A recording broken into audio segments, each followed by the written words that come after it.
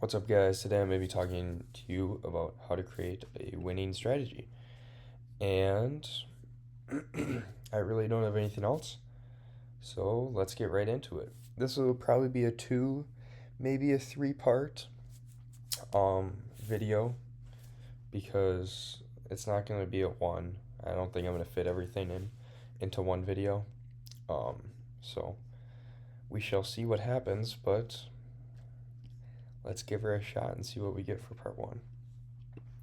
So, how to create a winning strategy is relatively simple, but the hard part is following your winning strategy. So, at the end of this, I'll tell you guys a winning strategy that I came up with, and you guys can use that if you want, but you don't have to necessarily. But the first thing you want to do with a winning strategy is you want to have a higher time frame involved. So easily, I can't type right now. So the first thing you want is higher time frame involved, and then you want a medium time frame involved,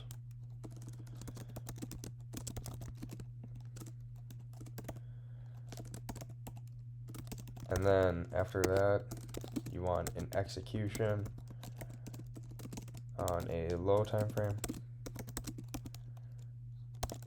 I don't know why I didn't capitalize those. And then that's it. It's pretty simple. I'm gonna space these out a little bit more. So that's how you create a winning strategy. The hard part is honestly just sticking to your winning strategy.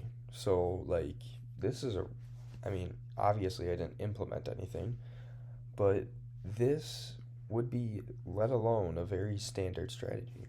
And the hard part is figuring out your stop loss, figuring out your take profits, and figuring out everything with that. So, for instance, for take profits,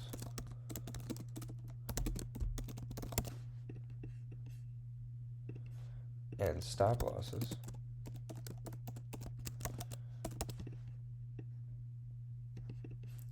what you're going to want to do for take profits is so I'll do this. TP1 is either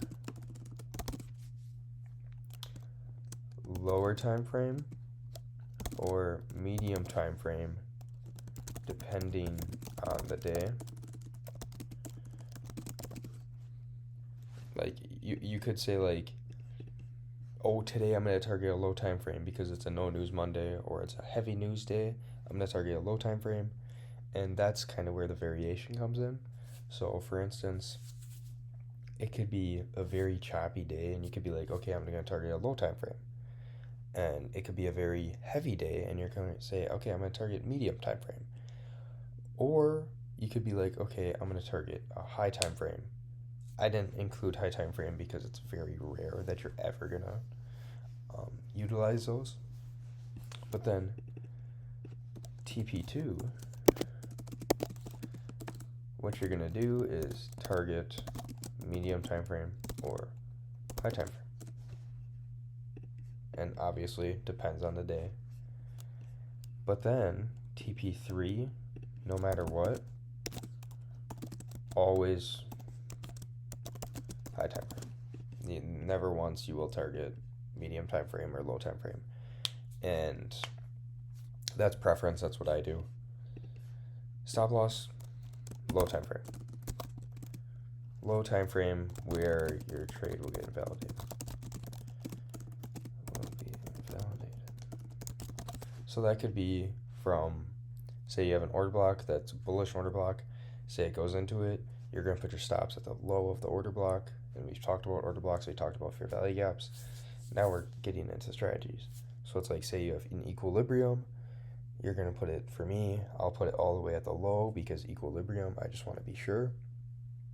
And then, yeah. So, we can get straight into this with examples. So, say this is your strategy. I'm not saying this is my strategy because it isn't, but you could do 4 hour high time frame, and then you could do 1 hour for medium time frame, 15-minute for low time frame. So what would happen? Your higher time frame is your 4 hour, your medium time frame is your 1 hour, and your 15-minute is your low time frame, and your 15-minute is what you're executing on. So for instance, let's go with 4 hour. Say, that looks really bad right there. Anyways,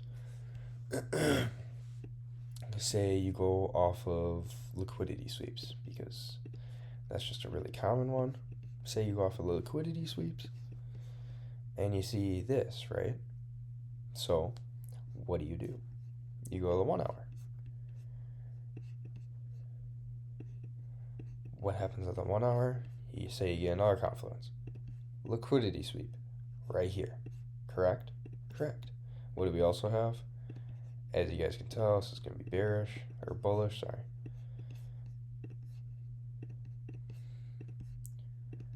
And this isn't like an actual example that I would do.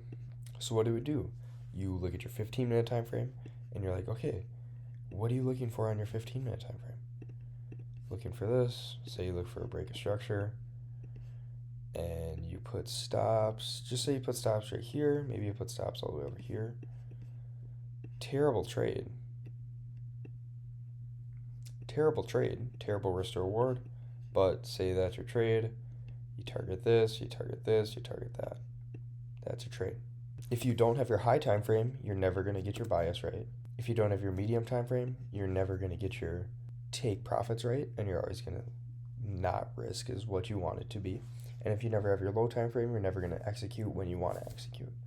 So it just kind of falls in line with each other. So say one day you're off with your low time frames and you don't execute where you should, that could maybe stop you out, or that could maybe hit your take profits, and it could be a really bad risk to reward, or something else could happen. I have no idea. I'm not really thinking of anything too particular right now. But let's do another example. Say we do 1 hour, 15-minute, and 5-minute. So say you're on the hourly time frame. What do we have right here? We have fair value gap getting respected right here. We also have liquidity right here. Liquidity is also a fair value gap. But then you go down to the 15-minute and you're like, okay, I need something on the 15-minute. Oh, this is perfect. I need something on the 15-minute. What do you have on the 15-minute? Bam. You have this 15-minute fair value gap. Okay, price has to get into the 15-minute fair value gap. Price is already in the hourly fair value gap. What do you go down to?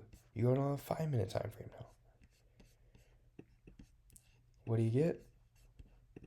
You get this fair value gap to be inversed. You get this fair value gap inverse. Bam. Take a trade off of here. Terrible risk to reward. Go down. Go up to the 15-minute time frame.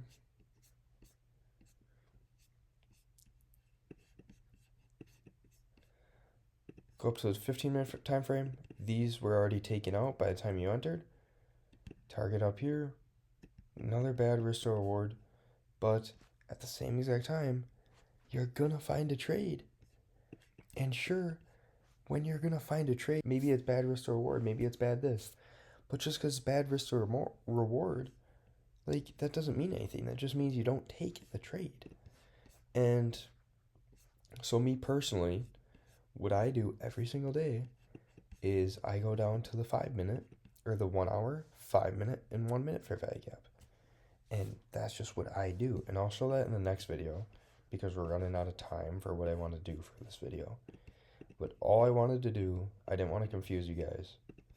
I just changed so many tabs. Okay, I didn't want to confuse you guys too much, because this can come as a lot as a new trader.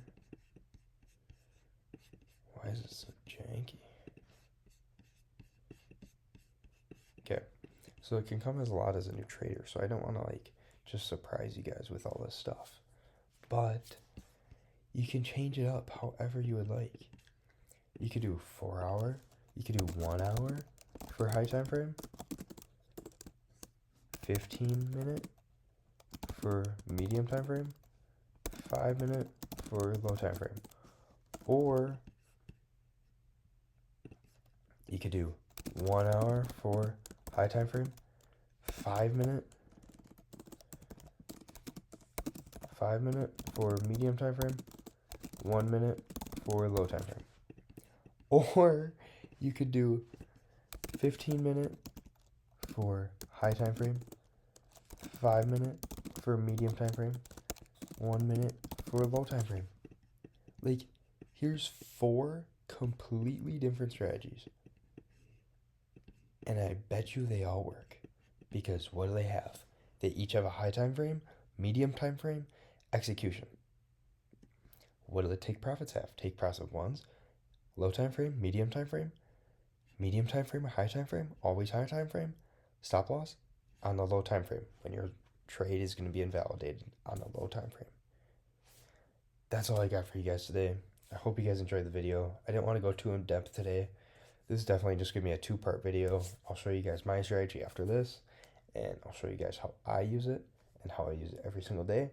And yeah, I hope you guys enjoyed the video. That's all I got for you guys. Thank you for watching.